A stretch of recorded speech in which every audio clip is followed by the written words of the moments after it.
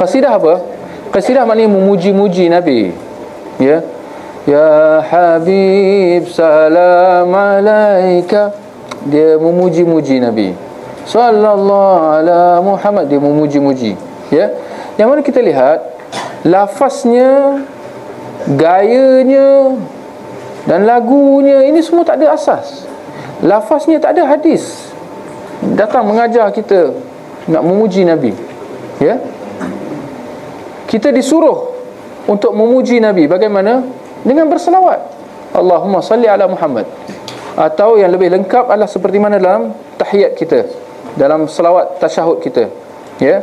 Allahumma salli ala Muhammad wa ala ali Muhammad kama sallaita ala Ibrahim wa ala ali Ibrahim wa barik ala Muhammad wa ala ali Muhammad kama barakta ala Ibrahim wa ala ali Ibrahim fil alamin innaka Hamidum Majid.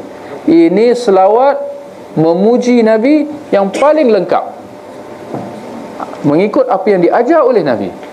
Kita kena sentiasa ikut apa yang diajar oleh Nabi. Jangan kita mereka-reka. Kerana kalau kita mereka-reka, seolah-olah kita tak pandang apa yang diajar oleh Nabi. Dan inilah satu yang sesat. Ya. Jadi ambillah apa yang diajar oleh Nabi. Ya. Laqad kana lakum fi Rasulillah uswatun hasanah.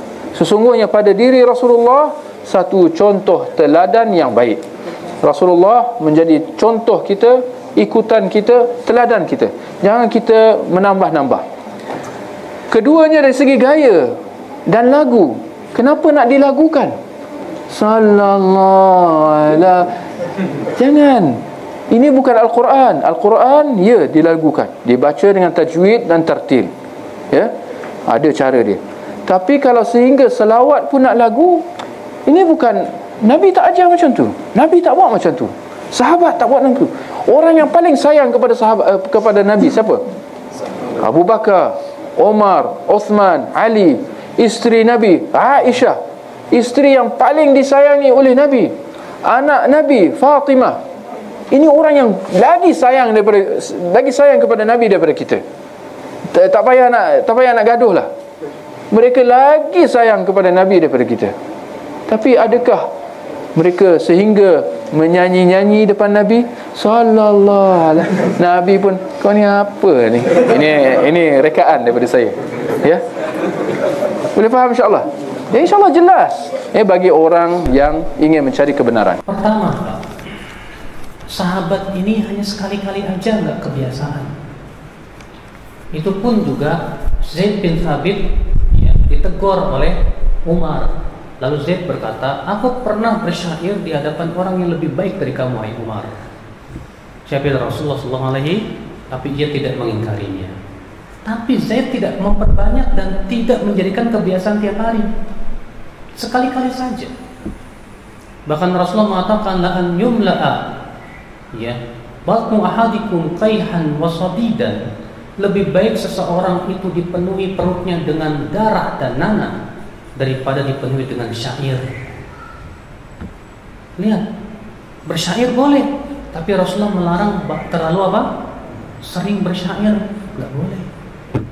Makanya Imam Syafi'i mengatakan syair boleh, tapi dengan syarat jangan memperbanyak. Makanya para sahabat bersyair di saat dibutuhkan saja, sekali-kali saja. Jadi perbuatan hasan ini jangan dijadikan dalil untuk kemudian apa? Membiasakan syair di masjid. Justru Pak, dalam Al-Quran itu masjid itu untuk apa?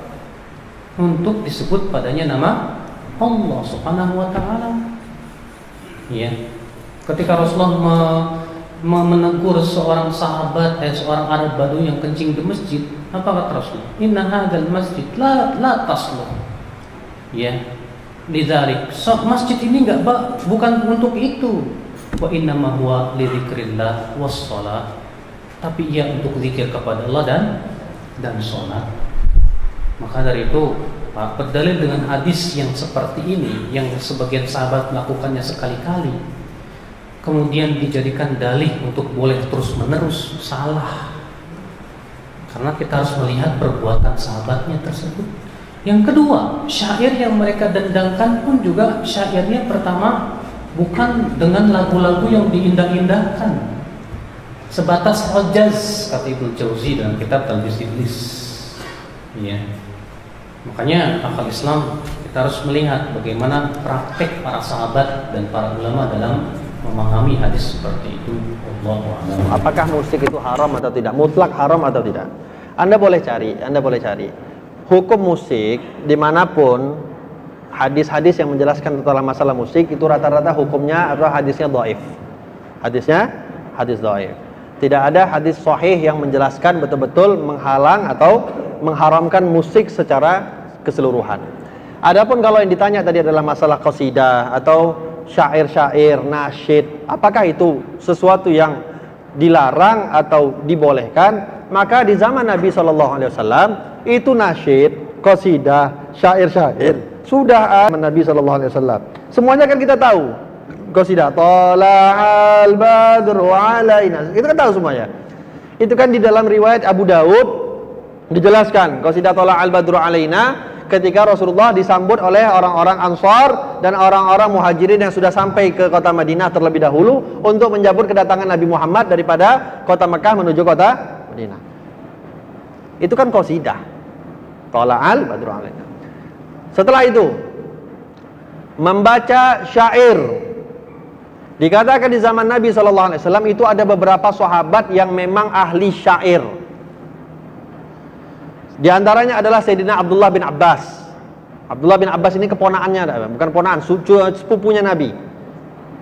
Sepupu Nabi SAW, Abdullah bin Abbas. Itu Sayyidina Abdullah bin Abbas pertama kali pernah minta sama Nabi Muhammad, "Ya Rasulullah, azinli an amtahdihaka bi syair." Ya Rasulullah, izinkan aku untuk memujimu di dalam syair. Apa kata Nabi Muhammad? Bid'ah. Enggak boleh. Oh, tidak. Didoakan sama Nabi Muhammad. Qul ya Abbas, la yafdudillahu fak. Katakan apa yang engkau ingin katakan, gigimu tidak akan dirontokkan oleh Allah Subhanahu wa taala. Oleh sebab itu dikatakan Abdullah bin Abbas itu sampai akhir hayatnya giginya semuanya masih utuh berkat doa Nabi Muhammad sallallahu alaihi wasallam, dan qasidahnya panjang. Tibta fid dilal wa fi mustaudiin haitsu gharaku, sampai wa anta lamma wulidta asyraqatil ardu wa da'at binurikal ufuku. Itu panjang syairnya daripada Sayyidina Abdullah bin Abbas, yang dimana syair tersebut dibaca di hadapan Nabi Muhammad menjelaskan kemuliaan ketika lahirnya Rasulullah. Oleh sebab itu dikatakan para ulama salah satu dalil lahirnya Nabi Muhammad adalah syairnya yang dibaca oleh Abdullah bin Abbas menjelaskan kepada Rasulullah Shallallahu Alaihi Wasallam. Yang kedua, syair atau ahli syair di zaman Nabi Muhammad adalah Sayyidina Hasan bin Thabit. Hasan bin Thabit itu yang membuat syair gara'na fid duha wa la sawfa yu'ti fasarra qulubana dzakal atahu. Panjang itu syair, itu dibaca oleh Sayyidina Hasan bin Thabit. Ya Rasulullah, aku mau baca syair untuk engkau. Kata Rasulullah SAW, ayo sahabat, buat satu mimbar untuk Hasan bin Thabit. Mimbar ini khusus untuk Hasan bin Thabit membacakan syair-syairnya di hadapan seluruh para sahabat. Dan ada Nabi Muhammad. Bukan dilarang, malah dibuatkan mimbar sama Nabi Muhammad. Bahkan dikatakan ada waktu khusus untuk Hasan bin Thabit, khusus dia setiap hari membaca syair-syair memuji Rasulullah Sallallahu Alaihi Wasallam. Nah, apakah semua qasidah, apakah semua syair itu boleh? Enggak juga. Sering kita katakan kita ini lebih lebih teliti, tidak langsung semerta-merta mengharamkan sesuatu atau semerta-merta menghalalkan sesuatu. Lihat dulu apa isi syairnya. Kalau syairnya memuji Nabi Muhammad, Rasulullah sendiri memuji Nabi Muhammad. Wa ma arsalnaka illa rahmatan lil alamin. Kami tidak utus engkau wahai Muhammad kecuali rahmatan lil alamin. Wa innaka la'ala khuluqin 'adzim. Dan engkau sesungguhnya wahai Muhammad mempunyai sifat yang sangat agung, yang sangat mulia, dipuji oleh Allah di dalam Al-Qur'an. Oleh sebab itu, kalau memuji Allah, memuji Al-Qur'an Rasulullah, memuji hal-hal yang patut untuk dipuji, yang pantas untuk dipuji dan tidak keluar daripada batasan syariat, boleh, baik itu bentuk qasidah, boleh baik itu bentuk syair, boleh baik itu bentuk nasyid. Tapi kalau membawa kepada sesuatu yang haram atau memuji Nabi Muhammad, namun pujiannya itu yang sudah dilewat batas daripada apa yang dilarang oleh Rasulullah, maka ini juga hukumnya haram. Jadi kalau syair, qasidah, apapun segala amalnya, tengok dulu apa isinya, baru kita hukumkan. Kalau hukumnya itu bertentangan daripada syariat, hukumnya haram. Tapi kalau sesuai dengan syariat, hukumnya boleh. Ada salah seorang sahabat ketika itu mau memuji Nabi Muhammad dengan syair.